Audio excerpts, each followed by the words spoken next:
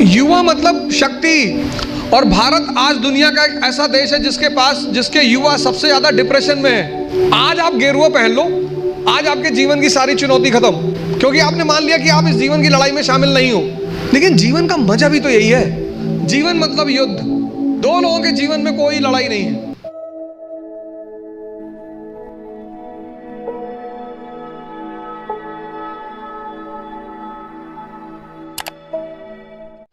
Bharat unity in diversity का देश है, आज से नहीं, प्राचीन काल से। और उस यूनिटी इन डाइवर्सिटी की मुख्य वजह क्या है? भारत की ज्योग्राफी। कल्चर किस पे डिपेंड करता है? ज्योग्राफी पे। कल्चर मतलब ड्रेस, कल्चर मतलब खाना। कश्मीर का हिंदू और तमिलनाडु का हिंदू, दोनों के ड्रेसिंग सेंस अलग अलग होंगे, क्योंकि दोनों की ज्योग्राफी अलग अलग है। गुजरात का मुसलमान और नॉर्थ ईस्ट का मुसलमान, दोनों का ड्रेसिंग सेंस अलग अलग होंगे और खाना भी अलग अलग होगा। तो अशोक को, जैसे आज हिंदू मुस्लिम ईसाई के बीच तनाव है, ऐसे अशोक को बुद्ध ब्राह्मण और जैनों के बीच तनाव का सामना करना पड़ा। और टेंशन चाहे फैमिली में हो या राष्ट्र में, विनाश करती है। जो तुम आज सिचुएशन देख रहे हो, ये सिचुएशन अशोक के सामने भी थी। तभी तो हम उसे द ग्रेट कहते हैं, जिसको समझ में आ रहा हो। और फिर वो धम्म की नीति का प्रतिपादन, पॉलिसी ऑफ धम्म। और उस पॉलिसी ऑफ धम्म में वो कहता है सार वृद्धि, कि प्रत्येक व्यक्ति को हर धर्म के बेसिक सिद्धांत को समझना चाहिए। और किसी भी धर्म का बेसिक सिद्धांत, वो चाहे इस्लाम हो, चाहे हिंदुइज्म हो, चाहे क्रिश्चियनिटी हो, बेसिक सिद्धांत किसी भी धर्म में कोई अंतर नहीं है। बेसिक सिद्धांत इस्लाम, क्रिश्चियनिटी, इसी में तो दाराशिकों ने किताब लिखी थी, Majma-ul Bahrain, the meeting of two oceans, Islam and Hinduism. वो जो अशोक के समय परिस्थिति थी, बुद्धिस्ट ब्राह्मण और जैनों के बीच तनाव, वही परिस्थिति मेडिवल इंडिया में अकबर के सामने थी। हिंदू मुसलमान और फिर उनके विभिन्न डिफरेंट सेक्ट्स, संप्रदाय, शिया सुन्नी, शैवाइट वैष्णवाइट। तो उसने भी फिर कहा कि नहीं, इस तनाव को कम करना है तो तौहीद इलाही, तौहीद इलाही। आज कोई हम इस समस्या से परेशान नहीं है, पहले से। और जब जब हम इस समस्या से परेशान हुए, हमारे पास सॉल्यूशन था। परिस्थिति, अपनी प्रेजेंट परिस्थिति को समझना, राष्ट्र की आर्थिक स्थिति, economic condition, social condition, political condition, cultural condition, ये तीन काम कर लो आप। और अगर ये तीन काम आपने कर लिया, तो आप भी कल यहां बैठोगे और असंभव को मजाक बना दोगे। दुनिया में हर कोई भी आदमी ओमनीसिएंट नहीं है। अभी आप हमसे 4 क्वेश्चन पूछ लो, हो सकता है मैं ही जवाब ना दे पाऊं।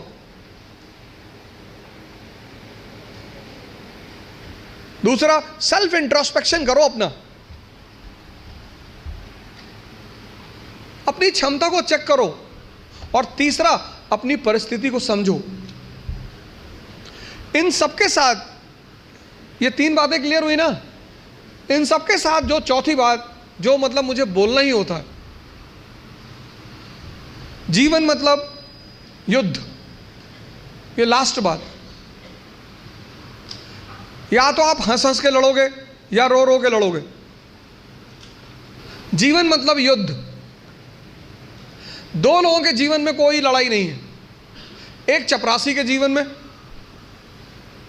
चपरासी, कुछ लोग मुझसे कहते हैं मुझे चैलेंजेस नहीं चाहिए लाइफ में। बहुत अच्छा, चपरासी बन जाओ। चपरासी का काम क्या है? साहब के ऑफिस के बाहर बैठा हुआ है, जो भी मिलने आया मीटिंग करा दी, वरना बैठे हुए हैं, क्या फर्क पड़ता है।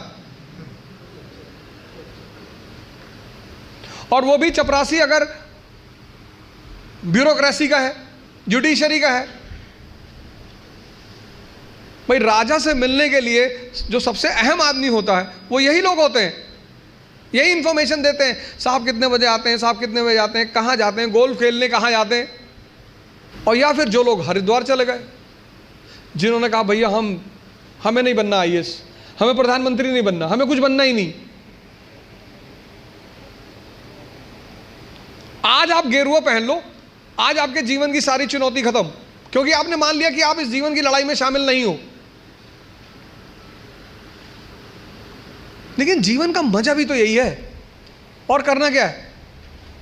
तो जब लड़ना है, जब ये पता है कि लड़ना है, युवा मतलब शक्ति। भारत आज एक दुनिया का ऐसा देश है जिसके पास सबसे ज्यादा युवा हैं, और भारत आज दुनिया का एक ऐसा देश है जिसके युवा सबसे ज्यादा डिप्रेशन में है। इसीलिए तो बुजुर्ग लोग शादी कर रहे हैं। और जीवन की लड़ाई में दो ताकतें बहुत काम आएंगी, एक मन की और एक शरीर की। तुम जब भी ऊपर उठोगे तो ये ग्रेविटी तुम्हें नीचे खींचेगी ना, ऐसा समाज की ग्रेविटी है। तो मैं सब लोगों से यहां रिक्वेस्ट करूंगा कि आप योग और ध्यान से जरूर जुड़ें। ध्यान किसी धर्म का नहीं है, उस ध्यान पर किसी धर्म विशेष की मोनोपोली नहीं है। ध्यान का सीधा सा मतलब है अपने मन को समझना। तुम्हारी जीत किस पर निर्भर करती है। अगर इससे तुम्हारी दोस्ती हो गई और तुम जो करना चाहते हो उसमें ये तुम्हें सपोर्ट करने लगा, या तुम उठे सुबह, तुमने डिसाइड किया कि आज मैं 4 घंटे पढ़ूंगा, और तुम्हारा मन तुम्हारे साथ बैठ गया और 8 घंटे बीत गए, तुम्हें पता ही नहीं चला, वही तो ब्लेसिंग है। और तुमने टारगेट बनाया कि 6 घंटे पढ़ूंगा, और 60 मिनट बाद तुम चाय पी रहे हो, बाहर खड़े हो गए। और चाय पी रहे हो तो बुरा नहीं कर रहे हो, चलो अच्छा कर रहे हो। तुम्हारा जो डिस्कशन है, तुम जब भी लोगों से बात करो, तुम ये गौर करो कि किस मुद्दे पे कर रहे हो। सुष्मिता सेन शादी कर रही हैं, तुम्हारा चाय पीना भी बुरा नहीं है, तुम्हारा डिस्कशन करना भी बुरा नहीं है। बुरा है तुम्हारा मुद्दा। चलो बाहर निकल ही आए, बात कर रहे हो, कोई बात नहीं, तो किसी ऐसे मुद्दे को उठाओ जिससे, और डिबेट का मतलब झगड़ा नहीं, डिबेट का मतलब एक्सचेंज ऑफ इंफॉर्मेशन। पूरी जिंदगी तुम ये कभी नहीं कह पाओगे कि अब मुझे सब कुछ आता है, और जिस दिन तुमने ये कह दिया, किसी मेंटल हॉस्पिटल जरूर चले जाना। अपने आप को ताकतवर बनाओ, फिजिकली और मेंटली, क्योंकि यही ताकत तुम्हारा उत्साह बनेगी। पीवीआर की टिकट लेनी है, लाइन में खड़े हो तुम, और तुम्हारी हाइट है 6 फीट और वेट है 250 kg, तो तुम लाइन में कभी नहीं जाओगे। ताकत है ना शरीर में, उत्साहित हो तुम, लाइन के आगे चले गए।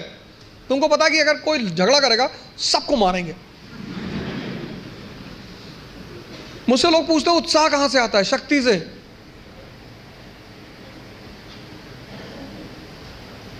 ये जो एंथुजियाज्म है, ये जो कॉन्फिडेंस है, ये ताकत का खेल है। अपनी पढ़ाई के साथ जिस चीज को तुम निगलेक्ट करते हो, जो निगलेक्ट करते हो, तुम उस पर ध्यान ही नहीं देते, वो चीज है तुम्हारी पर्सनैलिटी। पढ़ाई के साथ साथ जो इक्वली इंपॉर्टेंट चीज है वो है पर्सनैलिटी, तुम्हारी साइकोलॉजी, तुम्हारा सोचने का तरीका। 4 बातें आज के इस सेमिनार में मैंने 4 बातें बताई। पहला, पैटर्न ऑफ एग्जामिनेशन। दूसरा, सेल्फ इंट्रोस्पेक्शन। तीसरा, सिचुएशन। और चौथा, पर्सनालिटी।